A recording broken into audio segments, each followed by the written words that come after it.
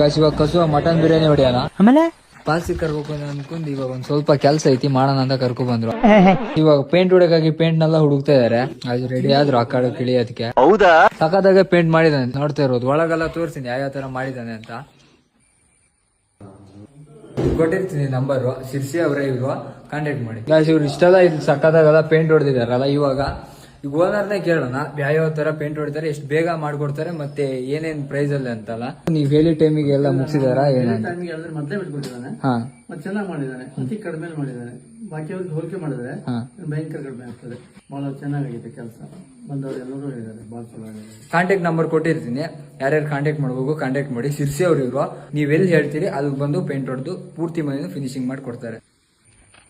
Guys ಇಲ್ಲಿ ನೋಡ್ತಾ ಇರ್ಬೋದು ಕ್ವಾಲಿಟಿಯಾಗಿ. ನೀವು ಒಂದ್ಸಲಿ ಇವ್ನ ಕರ್ಸಿ ಪೇಂಟ್ ಹೊಡಿಸ್ರಿ, ಅವಾಗ ನಿಮ್ಗೆ ಗೊತ್ತಾಗತ್ತೆ ಇವ್ರು ಯಾವ ತರ ವರ್ಕ್ ಮಾಡ್ತಾರೆ ಅಂತ. ಇವರೇ ಸಂಜು ಶಿರ್ಸಿ ಅಂತ. ಇವಾಗ ಹೊರಟ್ವಿ.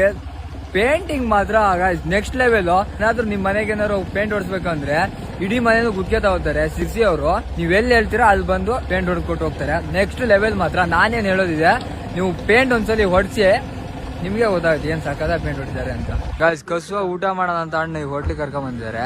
ಗಾಯ್ಸ್ ಇವಾಗ ಕಸುವ ಮಟನ್ ಬಿರಿಯಾನಿ ಹೊಡಿಯೋಣ.